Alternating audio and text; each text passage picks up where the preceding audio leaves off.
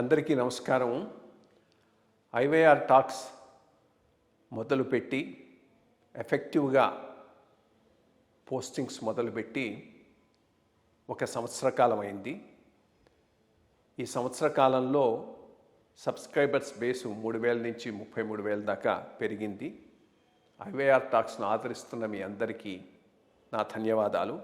భవిష్యత్తులో కూడా ఇదే రకంగా ఐవైఆర్ టాక్స్ని మీరు ఆదరిస్తారని ఆశిస్తూ ఉన్నాను. Thank you. నమస్కారం కృష్ణారావు గారు. ఐవైఆర్ టాక్స్కి పునఃస్వాగతం. నిత్యం వివాదంలో ఉన్నటువంటి తిరుమల తిరుపతి దేవస్థానంలో ఉండేటువంటి అంశాలు మొన్న ప్రెస్ ద్వారా ఇంకొక కొత్త వివాదానికి అంటే తెర మీదకి వచ్చింది. చైర్మన్ బిఆర్ నాయుడు గారు మామూలుగా ఇన్ఫామ్ చేస్తూ పరాకమ్మనిలో ఒక బంగారం బిస్కెట్ను దొంగిలించిన ఆ వ్యక్తి ఆ వివరాలన్నింటినీ మొత్తం అంతా బయటికి తెరతెల్ల చేశారు. సార్, ఆ వ్యక్తి ఎవరు అని అంటే అంత ముందరుండే చైర్మన్ భూమన కరుణాకర్ రెడ్డి గారి ఈ అవుట్సోర్సింగ్ ద్వారా ఆయన అపాయింట్ అయ్యారు. అది కూడా ఇంకోటి చెప్తుంటే అక్కడ అపాయింట్మెంట్ రావడానికి కూడాను 3 లక్షల రూపాయలు తీసుకున్నారనేటువంటి ఒక చిన్న అంశాన్ని చేశారు. ఇంటి మీదకి వెళ్ళి అంతా చేస్తే మరి ఇదే కాకుండా ఇంకా చాలా దొరికాయి. తర్వాత బంగారాన్ని మార్చిన రసీదులు అవన్నీ కూడా దొరికాయని అంటున్నారు. అంతకు ముందర ఆల్రెడీ ఈ పరాకముడి మీద పెద్ద వివాదం అవుతుంది. దాని ప్రోబ్ అదంతా అవుతుంది. అది ఇంకా పూర్తిగా మనకి రిపోర్ట్ రాకుండానే ఈ కొత్త వివాదం కూడా వస్తుంది. బట్ అంత భద్రతా వ్యవస్థ చాలా చక్కగా ఉండి సీసీ కెమెరాలు తర్వాత అందరి చెక్కింగ్లు ఇవన్నీ ఉన్న తర్వాత కూడా ఇలాంటివి తిరుమలలో ఎందుకు జరుగుతున్నాయి? ఏదైనా అంటే ఇది గోప్యంగా ఉంచి సార్ట్ అవుట్ చేస్తే పర్వాలేదు, కానీ భక్తుల మనోభావాలకి ఏంటంటే ఇట్లాంటివి జరుగుతున్నాయా, కట్టడి చేయలేకపోతున్నారనేటువంటి చిన్న మనసులో ఒక సందేహాలు కూడా భక్తులలో కనబడుతోంది. అందుకోసం అని చెప్పి అసలు ఇది ఏమిటి, దీని పూర్వపరాలు ఏమిటి, అసలు ఎట్లా ఇది జరగడానికి ఉందా లేదా? ఎందుకంటే దానికి పోలీస్ వాళ్ళు కూడా స్పెషల్ వింగ్ ఒకటి ఉంది దానికి. అవన్నీ కూడా చూసుకోకుండా మరి ఇంత ఎట్లా అవుతోంది? దీనికి ఒక ఫుల్ ప్రూఫ్ సిస్టమ్ ఏమైనా పెట్టగలమా? అంటే ఒకటి, కంచె చేను మేస్తే ఎవరేం చేయగలరు అనేది మొదటి పాయింట్. రెండోది, ఇప్పుడున్న రాజకీయ స్పర్ధ అంటే అది పర్సనల్ లెవెల్కి వెళ్ళిపోయింది. రెండోది, తిరుమల అజెండాగా రాజకీయ లబ్ధికి అవకాశం జాస్తిగా ఉంది అని భావించటం వల్ల చాలా విషయాలు బయటకు వస్తున్నాయి. అంతకు ముందు లేదని కాదు, ఇది కొత్తగా జరిగిందని కాదు. ఎప్పుడైతే టీటీడీ బోర్డు కాన్స్టిట్యూషన్లో ఒక క్రైటీరియా అంటూ లేకుండా కేవలం రాజకీయమైనటువంటి దీని దృష్టితోనే ఏర్పాటు చేయటం మొదలెట్టారో అప్పటి నుంచి ఇది జరుగుతూనే ఉన్నది. ఎందుకంటే వచ్చిన ప్రతివాడు అదో ప్యాట్రనైజ్ సెంటర్గా భావిస్తాడు. ప్యాట్రనైజ్ సెంటర్గా భావించినప్పుడు ఎవడో తన వాడికి అక్కడ ఇక్కడ అన్ని రకాల ఇవ్వటానికి, ఇన్ఫ్యాక్ట్ పెద్ద బయటికి తీస్తే పెద్ద స్కామ్ ఆ షాప్స్లో ఉంటుంది. బికాస్ ఈచ్ షాపు ఒక పెద్ద గోల్డ్ మైన్ అక్కడ ఎవరికి ఇస్తే వాడికి. సో ఆ షాపులు ఇవ్వటానికి చాలా ప్రెషర్స్ ఉంటాయి. చీఫ్ మినిస్టర్ లెవెల్లో ప్రెషర్స్ వస్తూ ఉంటాయి. నాకు తెలిసి చెప్తున్నాను యాక్చువల్గా.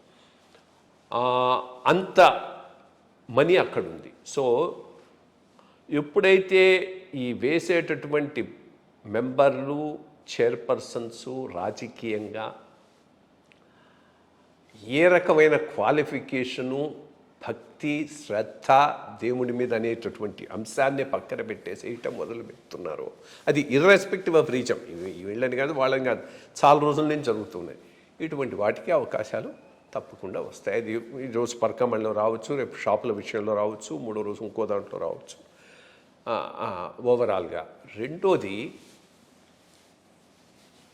కొంత ఎంప్లాయీస్ రోల్ కూడా ఉంటుంది. ఇప్పుడు ఎంప్లాయీస్ కూడా ఈ దర్శనాలు చేయించటం, అకామిడేషన్ ఇవ్వటం, వీటన్నిటిలో కూడా చాలా కోర్స్ ఒకటి ఏంటంటే సిస్టమేటిక్గా టెక్నాలజీస్ ఉపయోగించడం వలన చాలా వరకు డిస్క్రిషన్ తగ్గింది. అంతవరకు కరప్షన్ మినిమైజ్ అయింది, లేదు అని చెప్పను కానీ మినిమైజ్ అయింది.